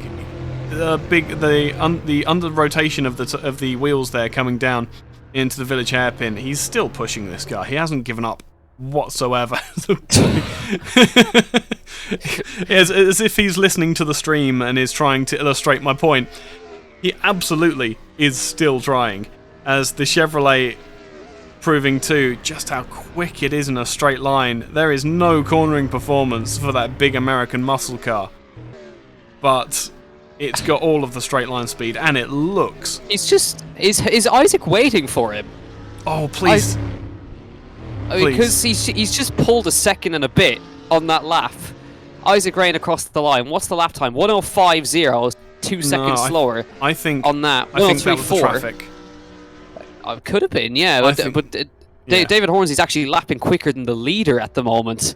So he's on a 1:03.6 that time. Then I think Whitehead obviously got caught in traffic. He's on a 1:02.9 now, but so Isaac maybe we were I caught the traffic at the wrong time. But what I was interested by was that despite going on the grass through turn 4, he actually gained time by going on the grass. Where's the Chevrolet gone? The Chevrolet's decided he's trying to do the same thing, and it didn't quite work that time. Isaac going wide through Stowe that time. Yep. And actually he's missed the corner entirely, and gets back on the road. But no track limits here in Silverstone for these guys. But there's only 2 minutes 50 seconds left, which is another 3 more laps around Silverstone, I think. For just about. Depends where Luke Whitehead is on the circuit. Right now. Speaking of the championship let's leader, give him some airtime. But you'll have to forgive the lack of audio. We've been trying for the past couple of weeks to work out why this Porsche is a silent Porsche. I've got to be honest, I have no idea, none at all. But all the other audio, all the tyre noise is still working. Everything. It just doesn't have an engine. But that 21 Porsche has been peerless in its behaviour and its driving this season. Luke Whitehead really has put on a show to the point where it's almost not worth watching him, unfortunately. He's just been so incredibly consistent in keeping that car as Lecky's into the pits again. So that is a race to forget in the final round of the Brit Car Championship. But I think this is going to be, as you say, 2 more laps. Yep. Yeah, 2 more laps. It looks like, so a bit of a wiggle from the GT3R. But my goodness, I do wish that we did have working audio for this Porsche, because in every sim that I've ever seen it represented, it is the best sounding car by a country mile. Also really good handling as well. Wonderful, wonderful car that Porsche put together, and Luke Whitehead really has done it proud in taking the championship. I dare say it's about time that we can say that for sure. Yeah, absolutely. In a similar way, the Porsche has only ever not won one round this season. So it's won every other round except for round 3, which is won by the Morgan. So Isaac Rain's also in the pits. Now, why is he in the pits? Okay, this is worth getting on camera. What is going on with this Morgan? Now, what I'm wondering is Hornsey going to come in with him? Or I doubt it. No, he hasn't. He's gone through to take second. So Hornsey will take second. Drive through. Is it? No, is it drive through or a pit stop? He's not. That is a pit stop. Did he not put enough fuel in the car? Oh, has he not put enough fuel in the car? Oh, he didn't. Splash and dash. Yeah. That's a splash and dash, isn't it? Oh, Isaac Rain with just I think he was expecting Luke to have crossed the start-finish line now to begin to check the checkered, and he hasn't put enough fuel in. Isaac Rain loses that position. We're on the final lap right now, and what a race that was over the course of today. Brilliant job by everybody today with all the battling that's been going on. Tony Draper begins the final lap as well. 2 champions with 1 more lap to go in this, as now dominant display by this man, Tony Draper, and again another dominant display by Luke Whitehead, who's all about to enter the final sequence of corners in the Porsche to begin and take the championship. Here he is right now. Luke Whitehead is on fire. What a display. 53 seconds in front of David Hornsey. What a way to clinch a championship round the last corner. The sim champion of the butt kicker British Endurance eSeries is Luke Whitehead. He wins in Silverstone, clinches the title here in Silverstone. David Hornsey now will cross the line for second. Isaac Rain finishes third, right behind Luke Whitehead. But we have as well our Class 2 champion to crown as well, our Pro champion as well. As he comes around the final corner, getting it sideways, lighting up the tyres. Here comes Tony Draper. He knows he's won it. Round the last corner, Tony Draper wins again in Class 2 and wins the Pro Championship in the butt kicker British Endurance Championship eSeries. Brilliant job, dominant all season, as he now takes another race victory to add to his list. David Hornsey, here he comes in the Morgan to finish second overall in this one, in front of his teammate Isaac Rain, who didn't have enough fuel in the car. But what a defensive display this man put up all day, and he clinches second on the road here as now Will Foster crossed the line and he puts the Cupra on the podium in Class 2. Third place for him. Archie Dunbar Reese second. Then it'll be Ola Peterson P4 in class, Ash Dainty and Alistair Leckie, who didn't actually manage to cross the line in the end. As we get some lovely donuts from David Hornsey in the first corner to round out what was a brilliant championship. But brilliant job by him, and even if it was gifted to him in the end with Isaac not putting the fuel in, boy did he earn a second place today. Oh, 100%. 100%. That drive by David Hornsey is one for the record books, absolutely. Being able to keep a driver so talented as Isaac Rain behind for as long as he did, he's going to go for a big old drift into Village Hairpin. Doesn't matter that you're on the grass now, does it, David? You don't need those tyres for much longer anyway. But a classy display by the Morgan drivers, a dominant display from the... There we go. There's the nice... That's Draper's around. Come on, give us some donuts for the G55, Tony. Go on. Good man. That car looks so much better when it's surrounded by smoke. Yeah, brilliant job. Will Foster is try. Well, he's gonna try in a front wheel drive. I don't think it's gonna work. Yeah, I don't think that's how these cars work. Give me a second, see if we can. No.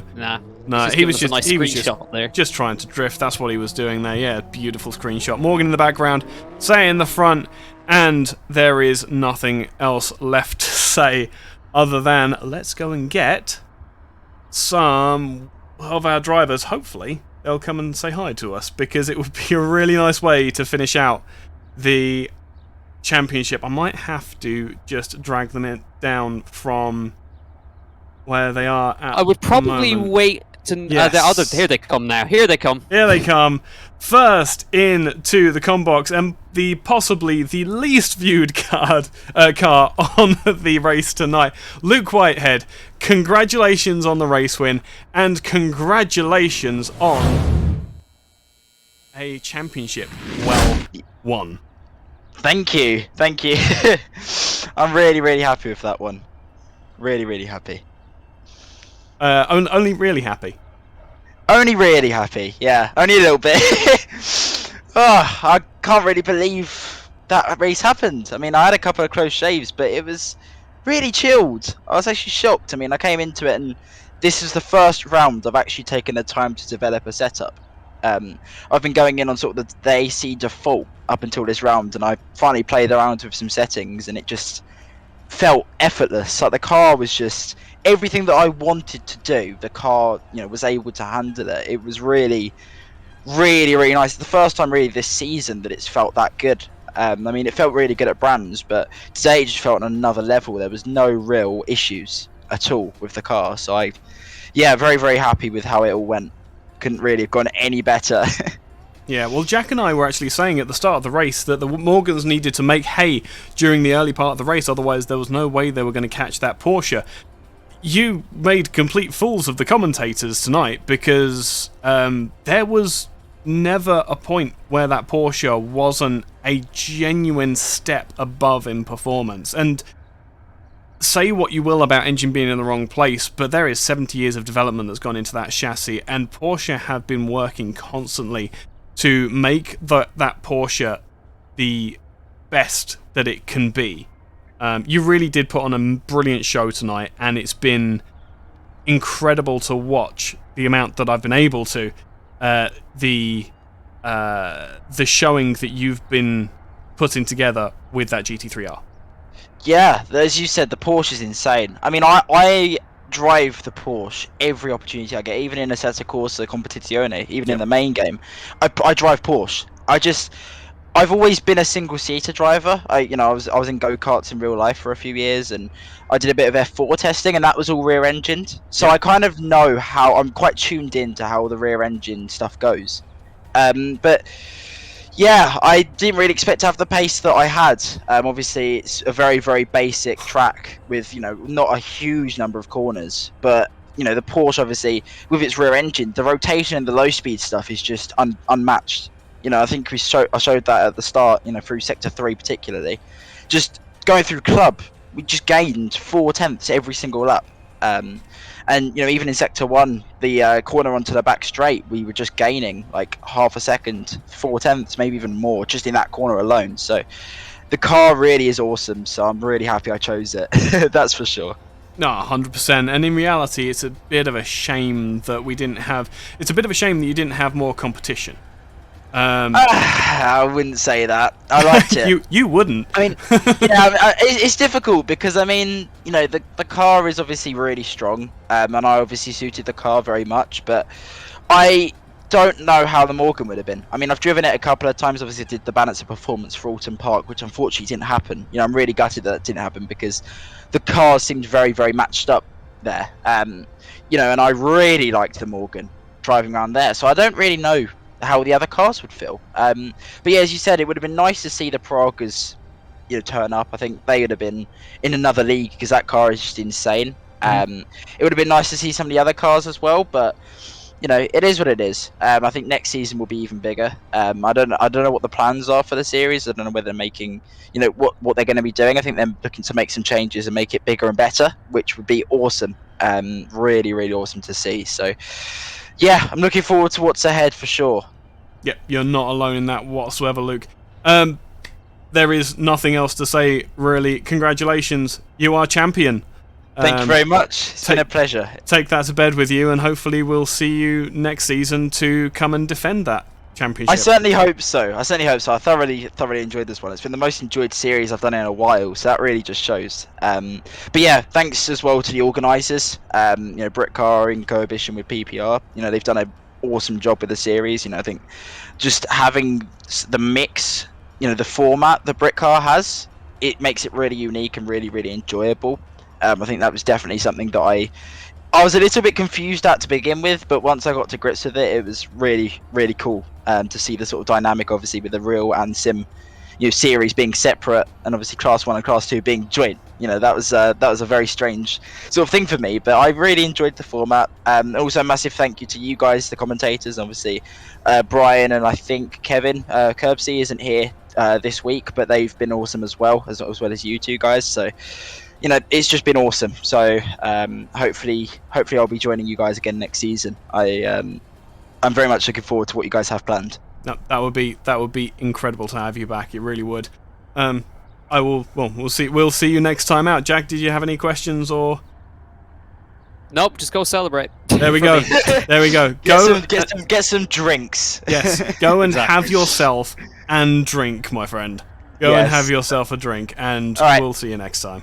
Take care, guys. All right, Cheers, have a good one. All right, bye-bye. Next into the combox, we have to say that we have to drag the two stars of the show this particular evening. David Hornsey and Isaac Rain, second and third in the end, but my goodness, what were you doing? I think we both decided that we didn't have a hope against the Porsche, so we just thought we'd have fun together. Fun is one word for it, but Jack and I were both saying during the race, Mr. Hornsey, I doff my hat to you. That was by far and away the best defensive defensive driving I have ever seen in sim racing, bar none. Did it help that it was Isaac that was the other driver and that you could trust him, or was it actually no holds barred and that's just how you both race naturally? I think we were both just conscious as just don't take each other off. So we're always just make sure that if someone got alongside, we give each other room. But I've driven with Isaac off and on for a couple of years now. So yeah, I think we can pretty much lean on each other most of the time and know that we can get away with it. It's good fun though. Really enjoyed it. And you did come together a couple of times, and that was really unfortunate. But how hard is it? Because you looked as though your tyres were going off towards the end of the stints, David. How hard is it to keep Isaac behind you on a track where you have to go down the majority of the hangar straight? It's for me, it was a case of knowing like the corner onto the back straight, onto the hangar straight. That wasn't my strongest corner, but as long as Isaac was on the inside of me, he couldn't get on the throttle as much as I could. So every time he got close, I just tried to put him in that position, put him on the inside there, so that he had to take the tighter line and I could run out wider. When I couldn't get him on the inside, he'd always get a good run on me down the hangar straight, and so I just glued myself to the inside of the road to make him go around the outside of the next corner. It was just, putting the car in the right place at the right time. Although I'm sure Isaac would see it the opposite way around. Oh, of course. Well, I dragged you both back into the room for a reason. I like having, when there's two drivers who have been fighting for a majority of the race, and especially when they're teammates, it's always great to hear both of you in the comm box at the same time. Isaac, tell us your perspective of that race, because I can't imagine that you aren't a little frustrated, as incredible as it was to watch, and as fun as I'm sure it was for you. It must have been the tiniest bit frustrating. Not really. I was saying to David before, it's probably the best sim race I've ever had. The amount of respect that we gave each other was just... You don't get that anywhere else in sim racing. I mean, iRacing, if you try and race someone that close, you're just going to end up in a wall. Yep. So don't say that. I've had a full stint of having to do exactly what David was doing. And the thing is as well is where's the line? This is for Isaac. As the majority of the attacking driver that you were having to do, where's the point at which you say, okay, I'm not going for this space. They haven't left enough space for me anymore. Well, this Morgan's a little bit strange when you try and brake, and it doesn't really do trail braking, especially when you're hard on the brakes. And you need that a lot to get past David because he was so bloody good on the brakes tonight. Yeah. So I just thought, I'm not going to make any dive bombs if I can avoid it. Just keep it nice and clean. Use the draft down the hangar straight and just try and make some clean passes. I mean, it was so difficult to get past David. His car may as well have been the width of the track. So I'm pretty. As we were saying after qualifying and after practice that me and Isaac have got polar opposite driving styles. We've got different setups on the car. I've spent a lot of my time racing real life 911. So I'm all about trail braking into the corner. Isaac's finished all of his braking early and is on the power early, so we're polar opposites to each other, and yet we can still race within half a tenth of each other and within a door handle of each other all around the circuit. I just think it was brilliant fun. Really enjoyed it. Yeah, excellent. It was fantastic to watch as well, because the as you say, the driving styles couldn't have been more polar opposite, and that was translated through onto our screens as well. It was an incredible display, and I'm gonna be thinking about this for a while now, because I'm now going to go into every race thinking, I could do that. I might be able to, but I know that some of the other drivers can't. No, both of you have had an absolutely incredible race tonight. It's a shame that it was over second and third and not first and second. But perhaps next season, a bit of a rethink of strategy. Perhaps go for a different car, perhaps different. See if you could take it to the top of the timing screens next season. Yeah, I think this race particularly just worked out that we didn't quite have a handle on the Porsches. However fast we drew. I mean, in qualifying we got within sort of 3 or 4 tenths, but that was the closest either of us could get. Our times are very similar. We'd done the same in practice. We were both kind of 3 or 4 tenths off the Porsche, and we just couldn't hold a candle to him today. So once the race started and I couldn't get Luke on the first lap, just in case, well, he's going to disappear off up the road and we'll just enjoy ourselves. I'm sure if we'd have just focused on going as fast as we could, we might have finished within half a lap of him rather than being a lap down, but it wouldn't have made much difference to the overall result. No, it was fun. I mean, it felt like second place would have been a win. So Yeah, it was great. Yeah, with all of that fighting as well, it really would have been the equivalent of a win. Both of those positions hard earned. Isaac, I'm assuming that you didn't quite have enough fuel in the car come the end of the race. Yeah, it was saying that I had barely any fuel left, and I didn't want to risk it. At what point did that become obvious that a splash and dash was the better decision? Stowe, the second to last lap. Oh, I see. In fact, I darted into the pit so much I almost lost it going into the pits. Yeah, no, it did look a little bit unstable. Yeah, no, I was just I thought I'll put 2 litres in, and it ended up being 2 litres I had left in the car at the end of the race, so I'd have probably made it. I just thought best risking it. Yeah, 100%. I heartily recommend that you go back and rewatch the stream, because you guys took up the majority of it with your antics. Brilliant to see how I made the overtaking manoeuvre on the battling Class 2 cars when I went through the middle of them with Isaac right on my tail. And I didn't touch anyone. I have no idea how that happened. It just, all of a sudden, I didn't hit anyone. There has been an extraordinary level of driving skill on display tonight from this Brit Car series. I genuinely found myself having to turn away and look away because I just wanted to be driving. I wanted to be there. You guys, absolutely big part of that. Really did just,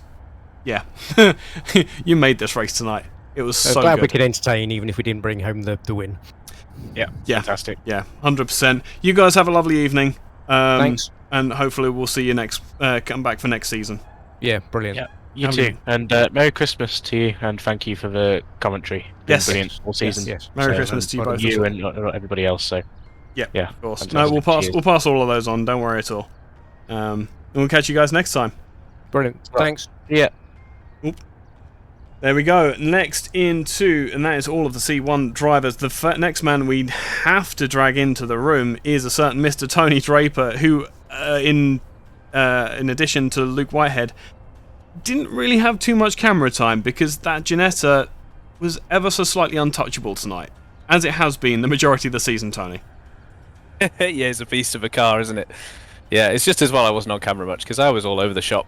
You were on camera a little bit. What was going on with that car? Was it setup problems, or was it just you had enough of a gap that you let your guard down ever so slightly? Yeah, I mean, a lot of the lap time, because we're the only car tonight that had any ballast and we had a full 200 kilos, then it's all about keeping the momentum. And so for me, that meant setting it up super loose, so you can rotate it very, very early in the corner and get back to throttle straight away. So, there are a couple of times, especially on heavy fuel, where, the rear just wanted to go round and I didn't quite catch it, or, caught it, but, lost a whole bunch of lap time. But after a while, it was just trying to chase in lap time. Yeah, when you're that far ahead, it must have been difficult to keep yourself motivated, I think is the word. Yes. Yeah, maybe. I don't know about motivated. I think definitely fully motivated with the prize within sort of half grasp, but I'm completely dosed up on antibiotics with a massive ear infection. That's what it was. There were a couple of bits where I was like, I could just close my eyes down the hanger straight. Maybe I can do that for a bit. Oh man. Okay, so the racing driver excuses come out for the driver who won the race. Good. 100%. I'm always ready, mate. Always ready. Yeah. I'm terrified of what you're like when you're firing on all cylinders now. Probably about half a second slower. Probably. Your best laps were when you weren't really paying attention. That's how it normally ends up, isn't it? That's always how it goes, isn't it? When you try, you overdrive it and you end up 2 tenths slower or something. You always do your best ones when you're not trying. 100%. I find that all the time. It's terrible. It's terrible and terrifying, because then you try and replicate it, and you can't. Yeah, no idea what you did because you Yep. were, You weren't half paying thinking about attention. something else. Yeah, you were thinking about what you were having for tea or whatever. Yeah, literally the only reason why Motec is useful is being able to retrace your steps in lap time. Yeah. They are. It is a championship win, nonetheless. It is the C2 championship that you'll be taking home tonight.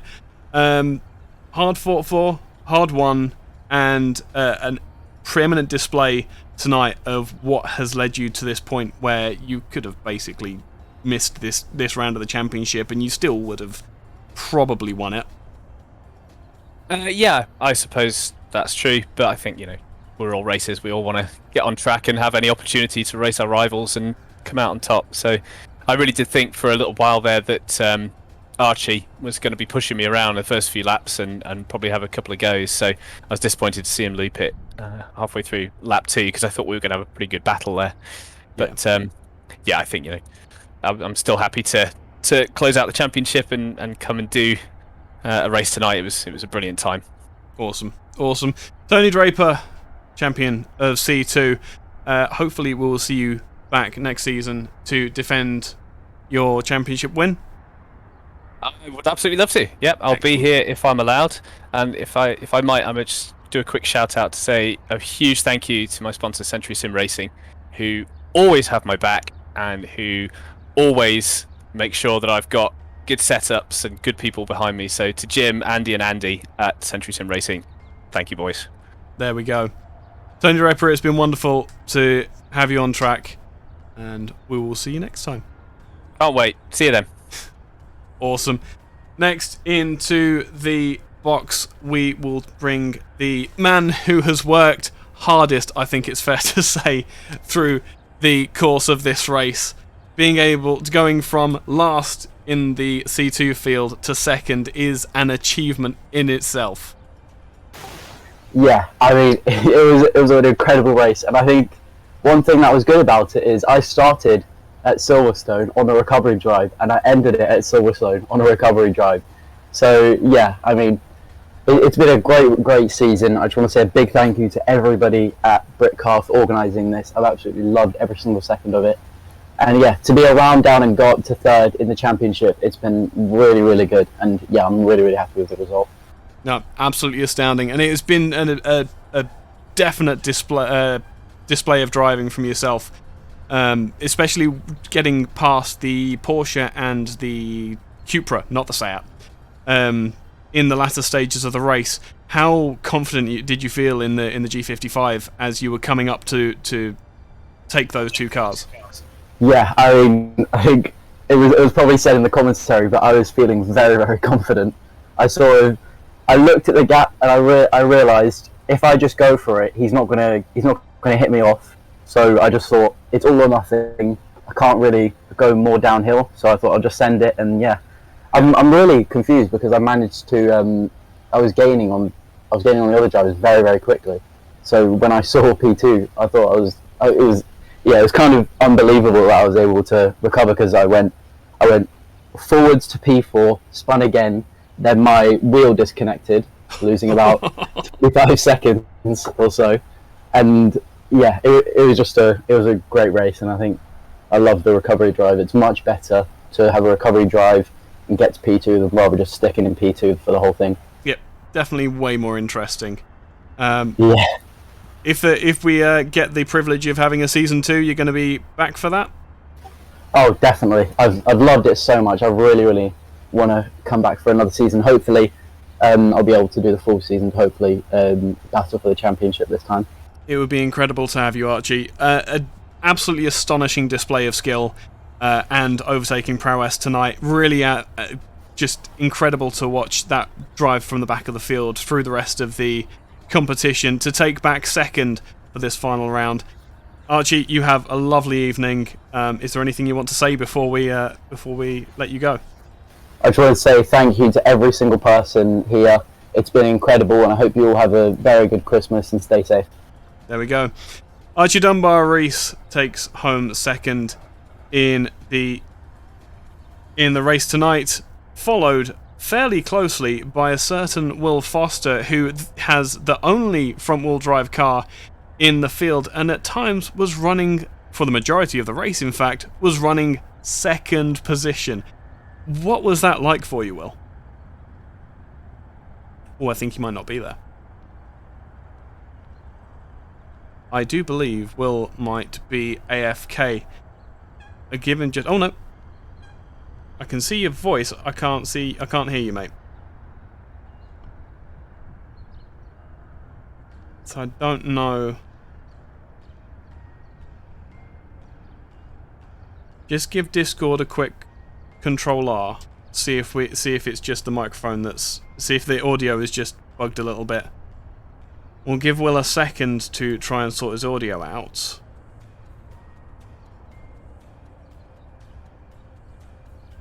But no, we'll give him just a second. Just very quickly recapping Will's story of the race.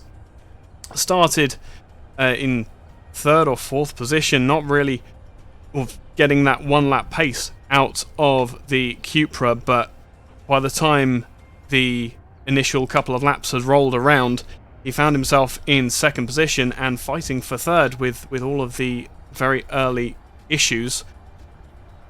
Under pressure for a large percentage of the race from the Porsche GT4 car of Alistair Leckie, which fell by the wayside through the pit stops. A tremendous overcut pulled by Will in what is arguably the harder car to keep the tyres underneath him on, and in the end managed to stave off the intentions of the Porsche, but the Ginetta G55 of Archie Dunbar-Rees was just a little bit too much for the little TCR Cupra, and in the end Will had to settle for third. I can see Will's there, I just can't hear. Hopefully, can you hear me now? Oh, I can hear you now. Yes. Great. Excellent. Well, yeah, thanks for the recap. Shall I just do a quick summary from my side, or? Yes, please. No, I was going to ask, what was it like having that Porsche give you so much hassle through the majority of the race, and you had no room for error at all? One missed brake point, one missed throttle point, anything like that, just missing the apex ever so slightly could have ended in disaster. Yeah, it was a really tough race from that point of view. As you said in your summary, I didn't really have the pace of the rear-wheel drive cars, and especially as the stints went on, the front tyres got worse and worse, but they seemed to hang on to it a bit better. So I got lucky at the beginning with with Archie and Alistair both having spins, and I found myself in P2. But I knew from that point onwards that they were going to come back strong, and I sort of anticipated this sort of thing happening, as it's happened to me sort of all season, where I've sort of found myself coming under huge pressure. So yeah, in the battle, I knew being front wheel drive that if something was to happen between us two, I'd have the slight advantage in that it's a bit harder for me to spin. But yeah, trying to not let him get away with his pace advantage, trying to keep him behind whilst he was behind. It was really tense, but something which you can only get by racing a real life person, which is really great. Yeah, 100%. And the driving standards tonight have been absolutely exceptional. The respect between the drivers and their competition. Yourself especially, you said about the front-wheel drive being easier to recover from spins. You did actually have an opportunity to make use of that coming down into, if I remember correctly, it's the Vale chicane. Just getting a little bit of a love tap from the Porsche as the tyres were going off, I think, for Alistair there. Yeah, I mean, like, the standards have been really high all season, and it's been really enjoyable racing people like Alistair. I've raced him really hard a few times. But yeah, we had a slight tap, which can happen as you go for these moves, and sometimes your car just doesn't slow down like it used to. But yeah, no big deal, because both of us made it out of there okay. Yeah, 100%. And in the end, it was, I mean, I'm probably a new voice to you, having not only covered this race and Brands Hatch last time out. It's a shame that we didn't get to see more of you, because your driving is exceptional. It really is. You really do know how to place a car, and using the strengths of that Cupra to keep the other, arguably quicker cars behind you. Really, you really did you put yourself in a glorious light tonight. Put it that way. Oh, thank you. That's very kind. Yeah, it was. I was trying to think about the best way to keep them behind, and I knew my weaknesses were mostly on corner exit where they can get the traction down, and I was just spinning my wheels. So yeah, the tactics were to make sure that I can get into the corner first, sort of park it on the apex to take out all the momentum, and then yeah, just try and keep it as straight as possible out the corner. And yeah, that worked quite well, keeping Alistair behind, and like because his pace advantage was only maybe a half second ish per lap, yeah, I could just keep him behind. And yeah, I was all gearing up to put on like maximum defend when Archie came through. And for a second, I thought I was going to get the pace back on him because he got past me at first, and I sort of stuck it up the inside into Stowe, and then tried to keep it alongside him into the last complex, but he had just better traction and got away. But yeah, and I also tailored my pit strategy so that if at the end of the race I was in that situation, I'd have the freshest tyre as possible. So ran my first stint quite long with the aim to have the freshest tyres that I could at the end of the race, but it wasn't quite enough to keep Archie behind. No, that Ginetta has been a formidable force in C2 this entire season, and yeah, the difference was with the Porsche versus the Ginetta is that it just had so much mid-corner grip with the engine being in the front for the Ginetta that you could hold it around the outside, where I don't think the Porsche really could. It didn't have that front end stability, and so yeah, when push came to shove, the Ginetta was just a little bit too much for the poor little Cupra. But it'd be great to have you back, especially in that Cupra. That's a very different prospect for drivers to have to deal with. It's an entirely different performance envelope that the Cupra requires from you, and that the car actually requires as far as what the track is concerned. It would be great to see you back, and it would be great to see you back in that Cupra again, showing all of the rear-wheel drive cars what for. Yeah, thank you very much. I'd love to be back if this series is on again next year. I'll be back for sure, and also I'll be in the real life British Endurance Championship next year in that Cupra. So watch that as well to see the real thing. There we go. To anyone who hadn't quite settled on which car to support, you can now you can support the Will Foster car now. Brilliant. You have a lovely evening, Will. Thank you very much for being part of this, and thank you very much for spending some time with us. You have a lovely evening, and hopefully we'll see you next time. Yeah, thank you everyone. And that just about rounds out this entire championship. It's been incredible from start to finish. The fights have been close but respectful. The strategies have had their positives and their weaknesses as well. But in the end, the pace of Luke Whitehead and Tony Draper, names are not my forte, were just too strong for the rest of the field.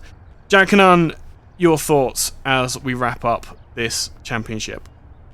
Yeah, I think it's been a fantastic championship to be a part of, to watch from the sidelines, I suppose, and it's been amazing to see the level of driving we've had, the dominance of the Porsches, the dominance of the Ginettas, but also those little flashes of pace from the Morgans and other cars that are in there as well. But yeah, it's been a fantastic championship to be a part of.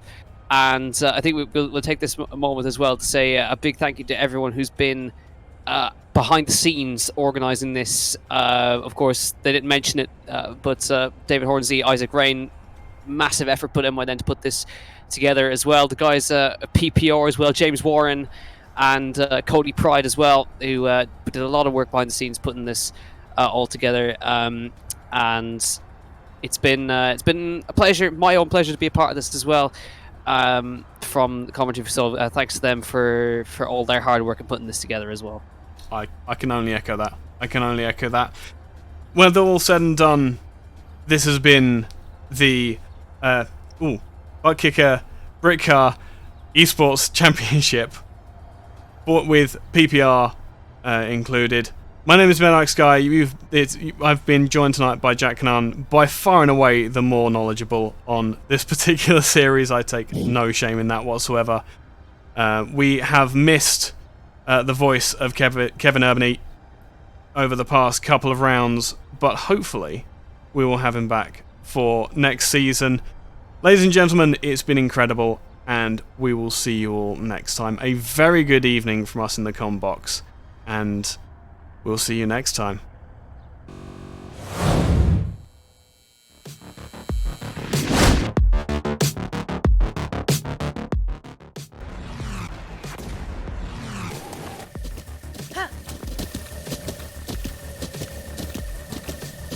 With the Butt Kicker Gamer 2, what you see and what you hear is what you feel.